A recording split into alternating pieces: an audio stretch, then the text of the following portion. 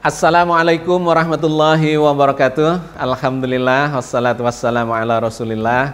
La haula wala quwata illa billah. Sahabat Cangkir Tasawuf, kita berjumpa lagi dalam program ini, episode yang ke-130. Hari ini kita akan melanjutkan kajian kita tentang berita yang juga sedang viral dan perlu diklarifikasi supaya tidak membingungkan umat dan bisa mendapatkan penjelasan atau mendapatkan kesimpulan yang benar. Nah, sahabat sekalian, ada satu ungkapan yang menarik yang sekarang sedang viral dan kemudian ditanggapi oleh banyak pihak, ya, termasuk kemudian diluruskan oleh staf dari jenderal yang mengemukakan itu, bahkan kemudian diluruskan juga oleh Menteri Agama. Yaitu sebuah ungkapan ketika ada seorang jenderal yang berceramah di Papua di sebuah masjid dan kemudian mengungkapkan bahwa janganlah belajar agama itu terlalu mendalam karena bisa menyimpang. Tentu saja ini adalah sebuah ungkapan yang aneh dan kontroversial sehingga memancing komentar-komentar dari berbagai pihak. Hari ini kita akan melakukan kajiannya bukan terhadap orang tetapi terhadap materi yang diungkapkan itu karena bisa memunculkan persepsi yang salah terkait dengan agama ini dan kemudian terkait dengan proses beragama itu.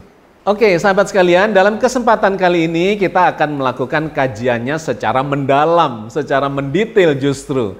Karena ungkapan belajar secara mendalam terhadap sebuah ilmu itu bisa memunculkan penyimpangan sesungguhnya adalah ungkapan yang tidak logis.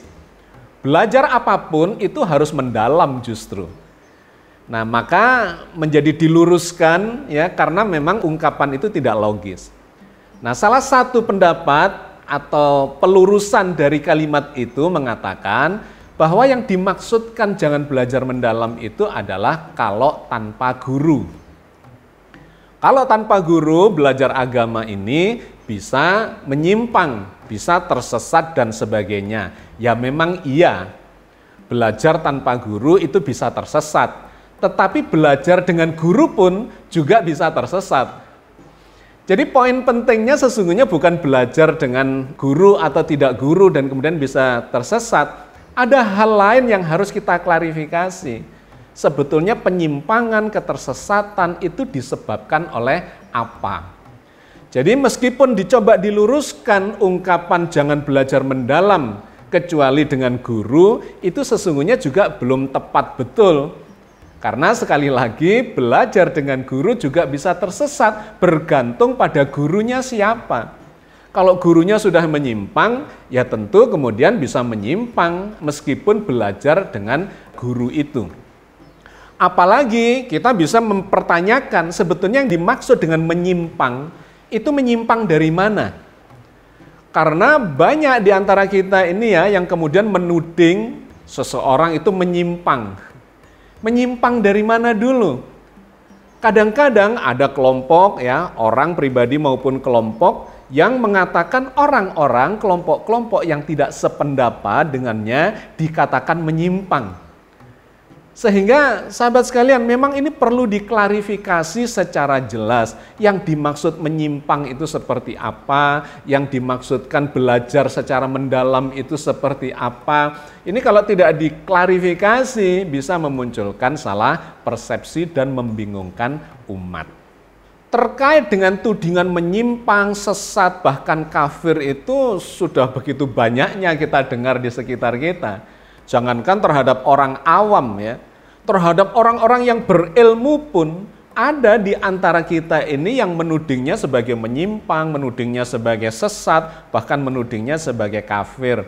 Misalnya yang sudah kita bahas di episode-episode yang lalu, terhadap ilmuwan-ilmuwan, ulama-ulama hebat ya di zamannya pun, orang-orang yang tidak sependapat itu ada yang mengatakan sebagai menyimpang, sebagai tersesat, bahkan sebagai kafir. Misalnya terhadap Ibnu Sina, terhadap Ibnu Rus, misalnya ya Al-Farabi. Ada kelompok-kelompok yang tidak sepakat dengan pemikiran mereka, itu menudingnya sampai dengan mengatakan menyimpang, tersesat, bahkan kafir. Jadi ini adalah ungkapan-ungkapan yang sesungguhnya harus diklarifikasi. Bagaimana mengklarifikasinya? Ya harus dengan keilmuan. Janganlah mudah kita ini untuk mengatakan orang yang tidak sependapat dengan kita, tidak berada di pihak dan golongan kita sebagai menyimpang dari kita. Tersesat tidak seperti kita, bahkan disebut kafir dan sebagainya dan sebagainya. Ini justru yang memperkeruh keadaan di umat ini. Jadi masalahnya bukanlah belajar mendalam itu menyebabkan atau memunculkan terjadinya penyimpangan. Justru yang terjadi itu belajar secara dangkal, ya tidak begitu paham terhadap agama ini, itulah yang memunculkan penyimpangan. Maka kalimat belajar mendalam itu sesungguhnya tidak kontroversial. Kontroversialnya adalah ketika dikatakan belajar mendalam memunculkan penyimpangan. Belajar mendalam adalah sebuah keharusan. Nah, penyimpangan inilah yang kemudian harus didefinisikan dengan baik. Karena itu kita akan memulai dari sini untuk mengklarifikasi apa yang dimaksud sebagai penyimpangan itu. Tentu kita akan kembalikan definisinya kepada Al-Quran Al-Karim. Menurut Al-Quran ada 3 kelompok manusia terkait dengan apa yang kemudian disebut ada penyimpangan itu. Dan ini kita dapati di dalam Ummul Kitab, Indo Alkitab, yaitu surat Al-Fatihah yang selama ini kita baca berkali-kali, belasan kali dalam sholat-sholat kita setiap hari. Nah, kalau kita lihat di bagian-bagian akhir dari surat Al-Fatihah itu, maka ada ungkapan, ya, firman Allah yang mengatakan, ihdinas siratal mustaqim, siratal ladzina an'amta alaihim, ghairil maghdubi alaihim waladdallin. Ya Allah, tunjukilah kami jalan yang lurus. Apa itu jalan yang lurus? Siratal ladzina an'amta alaihim, yaitu jalannya orang-orang yang diberi nikmat. Ini adalah kelompok yang pertama. Agama adalah jalan yang lurus. Orang-orang yang mengikuti jalan yang lurus itu akan mendapatkan kenikmatan di dunia maupun di akhirat. Orang yang jujur, orang yang sabar, orang yang ikhlas, orang yang adil, orang pokoknya mengikuti ajaran di dalam agama ini, maka dia akan mendapatkan nikmat. Kata Nabi, orang beriman itu ajaib. Kalau dia mendapatkan nikmat, dia akan bersyukur kepada Allah. Kalau dia dapat musibah, dapat ujian, dia akan bersabar. Dua-duanya adalah kenikmatan bagi orang yang mendalami agama ini, kecuali dia tidak mendalami agama ini. Jangan dikira orang yang diuji itu tidak bisa mendapat nikmat. Bisa mendapat nikmat. Orang yang sabar itu tenang-tenang saja menghadapi ujian, kecuali orang yang disabar-sabarkan. Nah, dia belum sabar. Jadi ajaib, orang yang mendalami agama dengan baik, maka dia berada di atas sirotol mustaqim, sirotol ladzina an'amta alaihim, berada di jalan yang lurus dan hidupnya penuh dengan nikmat. Ini adalah kelompok yang pertama. Kelompok yang kedua adalah kelompok yang menyimpang dari jalan yang lurus ini. Siapa itu? Ghairil maghdubi alaihim waladdallin. Ada 2. Yang pertama adalah al-maghdubi alaihim, yaitu orang-orang yang dimarahi, dimurkai oleh Allah. Dan yang kedua adalah ad-dallin, orang-orang yang tersesat. Apa bedanya al-maghdub alaihim dan ad-dallin itu? Apa bedanya orang yang dimurkai dengan orang yang tersesat? Orang yang dimurkai adalah orang-orang yang disebut oleh Al-Quran sebagai orang kafir. Apa itu kafir? Kata kafaro itu artinya ingkar. Mengingkari kebenaran, menolak kebaikan. Itu adalah orang-orang yang kafir. Orang-orang yang tahu tentang kebenaran tetapi melanggar kebenaran. Jadi ada kesengajaan, unsur kesengajaan untuk mengingkari kebaikan, mengingkari kebenaran, mengingkari keadilan, kejujuran, dan sebagainya itu diingkari.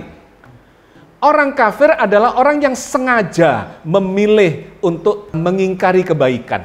itu adalah orang kafir. Karena itu masuk dalam kategori al-maghdub alaihim, orang yang dimurkai oleh Allah. Nah, ini banyak ayatnya di dalam Al-Quran, puluhan ayat bahkan ratusan ayat yang menggambarkan tentang orang-orang yang kafir dan mereka itu dimurkai oleh Allah. Salah satunya digambarkan oleh Allah dalam surat Ali Imran ayat 70. Ya ahlal kitabi lima takfuruna bi ayatillahi wa antum tashhadun. Wahai ahli kitab, mengapa kamu mengingkari ayat-ayat Allah padahal kamu mengetahui atau menyaksikan kebenarannya? Jadi orang kafir adalah orang yang tahu kebenaran, bahkan menyaksikan sebuah kebenaran itu, tetapi dia menolak kebenaran itu. Memilih untuk tidak melakukan kebenaran, bahkan mengambil posisi yang sebaliknya. Dia tahu bahwa jujur itu baik, tetapi dia memilih berbohong. Dia tahu adil itu baik, tetapi dia memilih tidak adil. Nah, itulah yang disebut orang-orang yang kafir, orang-orang yang ingkar. Digambarkan di dalam Al-Quran, orang-orang yang seperti ini masuk dalam orang-orang yang dimurkai, dimarahi oleh Allah. Di ayat yang berbeda lagi, Allah berfirman tentang orang yang seperti ini, bahwa bagi mereka itu sesungguhnya sama saja, diingatkan dan tidak diingatkan, ya, diajak berdiskusi, berdebat, kemudian diberitahu kebaikan itu, keadilan itu, kejujuran dan sebagainya, nggak ngaruh buat mereka. Itu digambarkan oleh Allah dalam surat Al-Baqarah ayat 6. Innalladzina kafaru sawa'un 'alaihim a anzartahum am lam tunzirhum la yu'minun. Sesungguhnya orang-orang kafir sama saja bagi mereka. Kamu beri peringatan atau tidak kamu beri peringatan, mereka tidak juga akan beriman. Jadi kekafiran itu adalah sebuah pilihan, sebuah kesengajaan. Wong dia sudah tahu kok sesungguhnya ini benar, tetapi tidak diikuti. Nah, ini tentu saja dimarahi. Ibaratnya beginilah, kalau kita berada di jalan raya, ya, lalu lintas sedang ramai. Di sana ada tanda rambu lalu lintas, dilarang stop, dilarang berhenti, S dicoret. Kenapa? Ya karena di situ crowded. Kalau ada yang berhenti di situ maka akan memunculkan masalah. Kemudian Anda atau kita berhenti di tempat itu, ya tentu saja akan dimarahi oleh Pak Polisi. Kenapa? Akan memunculkan masalah. Itu adalah sebuah kesengajaan, sebuah pilihan, sebuah keingkaran yang disebut sebagai kafir. Maka di ayat yang berbeda lagi Allah menggambarkan orang kafir itu mempermain-mainkan agama. Mereka tidak serius, kalaupun belajar agama itu tidak serius karena memang pilihannya bukan itu. Kalaupun kelihatannya belajar, dia tidak serius. Dia mempermainkan agama.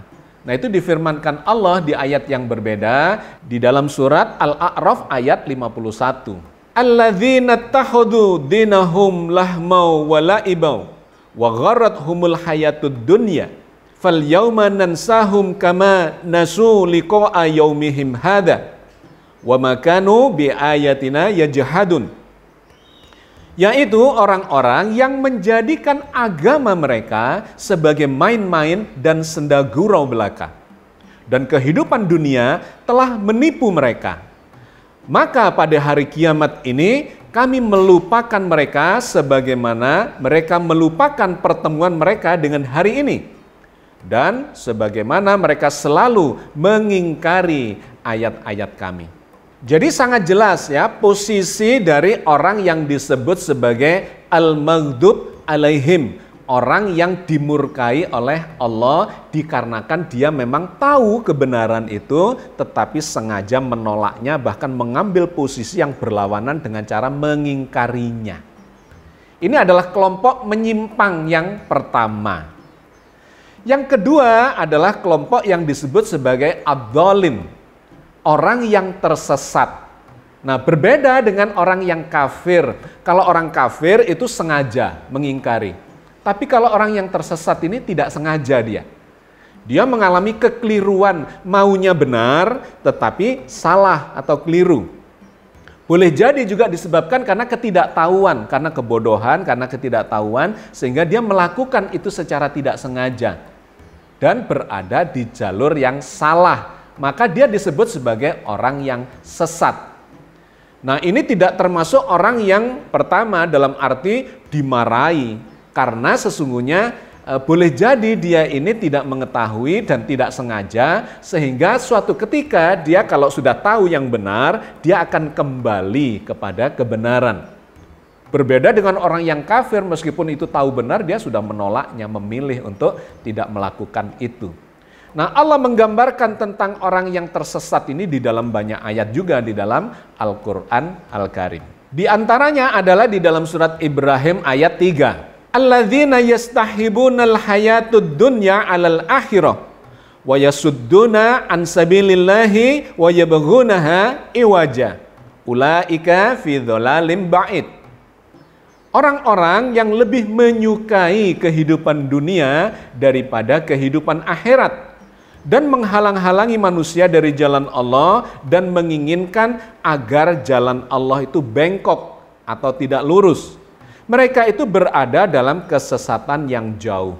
Jadi ada kekeliruan dia di dalam membangun prioritas kehidupannya. Mengira dunia inilah kehidupan yang harus diutamakan, sedangkan akhirat itu ya urusan nantilah. Nah, dia salah, dia tersesat, dia keliru. Terjebak pada dunia dan kemudian melupakan akhirat. Tersesat bukan dikarenakan kesengajaan, melainkan karena ketidaktahuan misalnya. Dia menginginkan jalan yang lurus itu menjadi bengkok, ya, istilahnya menarik di dalam Al-Qur'an. Ihdinas siratal mustaqim itu jalan yang lurus. Jalan yang lurus itu jalan yang jaraknya paling pendek untuk mencapai tujuan. Tetapi orang yang tersesat ini memilih jalan yang berkelok-kelok, ke kiri muter-muter, ke kanan muter-muter, ya, dan kemudian nggak sampai-sampai pada tujuan. Tersesat di jalan. Menarik istilah Al-Qur'an. Orang yang keliru memilih jalan, tetapi di ayat yang berbeda digambarkan oleh Allah, boleh jadi mereka nanti akan menyesal. Dan ketika dia menyesali bahwa dia salah, dia bisa kembali kepada kebenaran, kepada jalan yang lurus itu.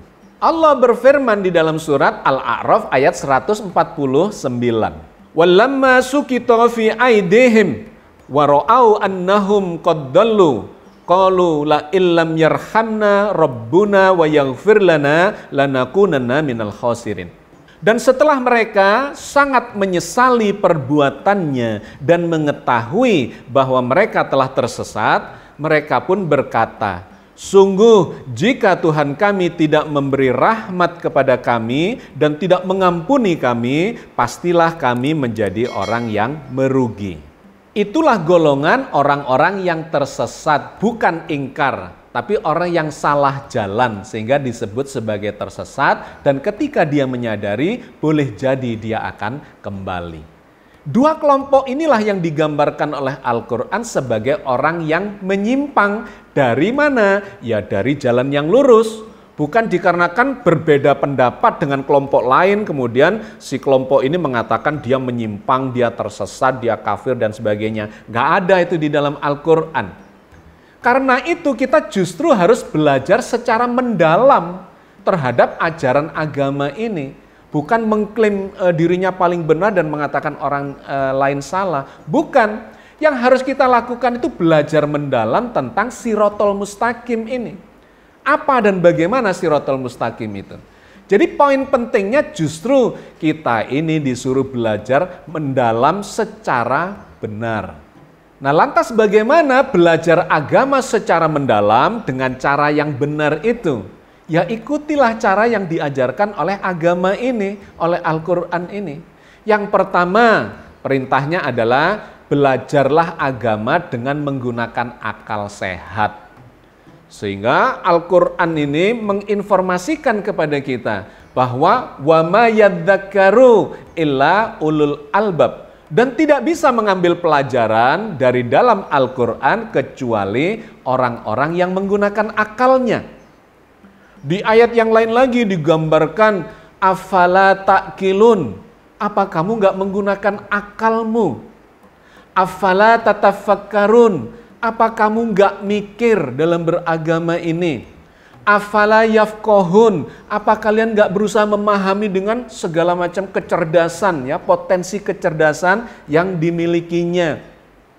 Afala yanzurun, apa kalian nggak mengobservasi, meneliti dan sebagainya dan sebagainya? Bahkan kemudian dipersyaratkan untuk belajar agama ini harus akil balik, akalnya sampai.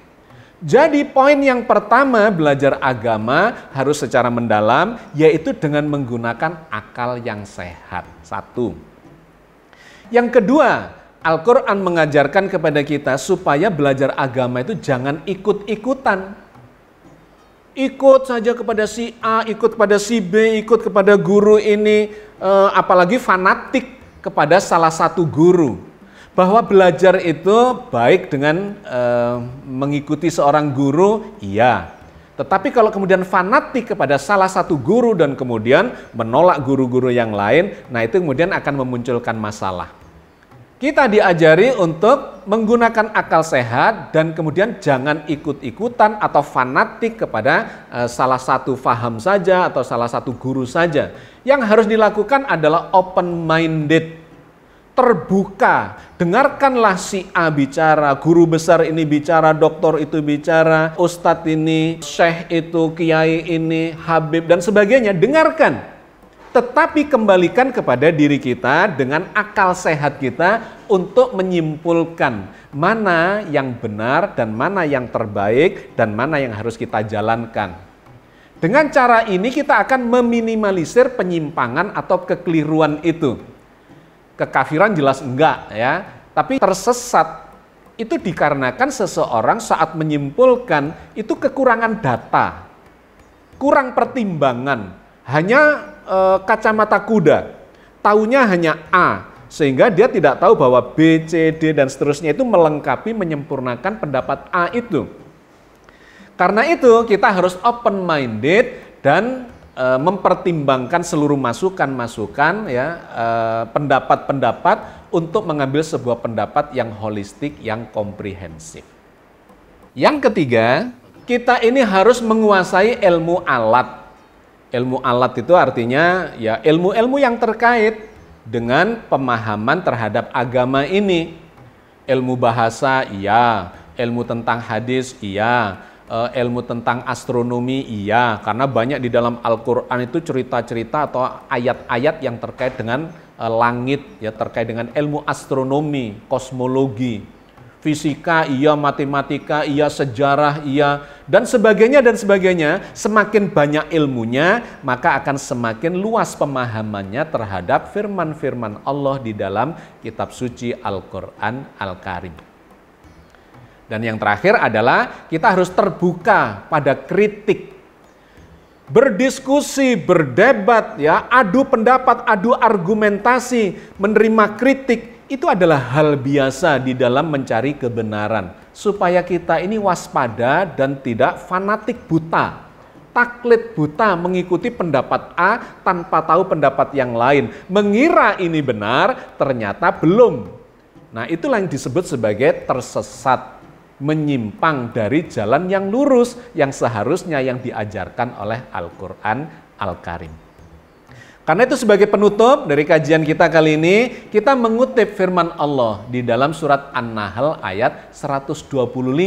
Bagaimana seharusnya kita belajar agama ini secara mendalam supaya tidak menyimpang dari jalan yang lurus. Sirotol mustaqim. Ud'u ila sabili rabbika bil hikmati wal mau'idatil hasanati wajadilhum billati hiya ahsan.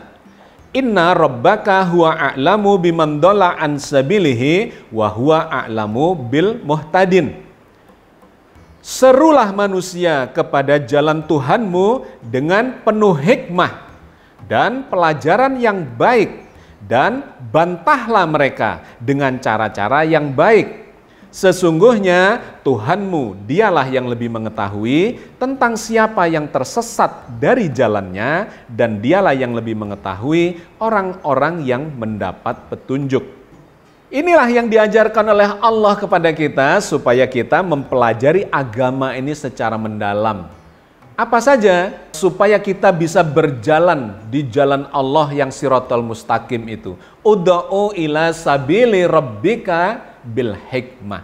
Ajaklah manusia, termasuk diri kita, untuk berada di jalan yang lurus, jalan Tuhan itu. Dengan apa? Satu, bil hikmah. Apa itu hikmah? Hikmah itu ilmu yang mendalam. Kalau tidak mendalam ya bukan hikmah. Karena itu belajar agama ini harus mendalam. Salah besar kalau kita mengatakan jangan belajar mendalam terhadap agama ini. Bil hikmah.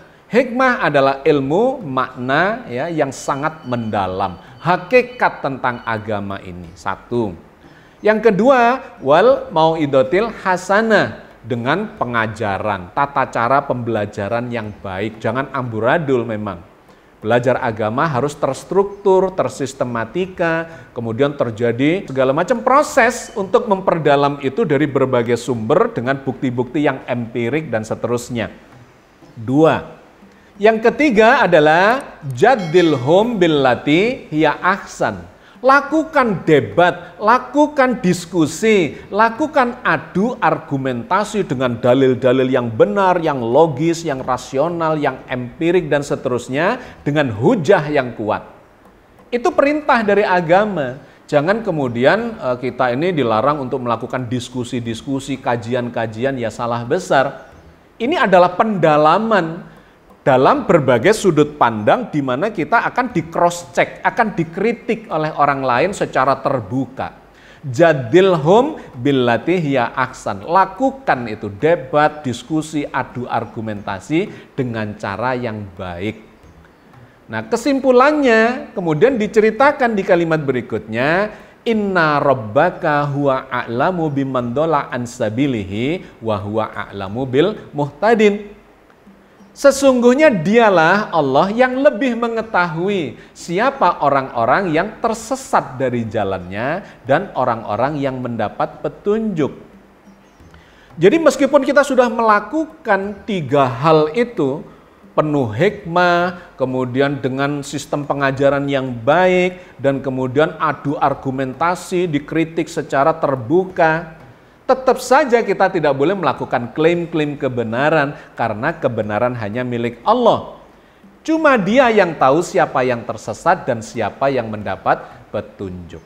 Jadi sahabat sekalian, sesungguhnya sudah sangat jelas apa yang diajarkan oleh agama ini. Bahwa belajar agama itu ya harus mendalam. Bukan malah tidak boleh belajar agama secara mendalam karena dikhawatirkan menyimpang, terbalik. Justru orang-orang yang pemahamannya dangkal lah yang akan melakukan penyimpangan-penyimpangan di dalam beragama ini. Oke, saya kira saya cukupkan sampai di sini kajian kita. Mudah-mudahan ini memberikan pencerahan dan klarifikasi atas berita yang viral itu. Dan mudah-mudahan Allah senantiasa membimbing kita di atas jalan yang diridhoinya. Amin ya rabbal alamin. Assalamualaikum warahmatullahi wabarakatuh.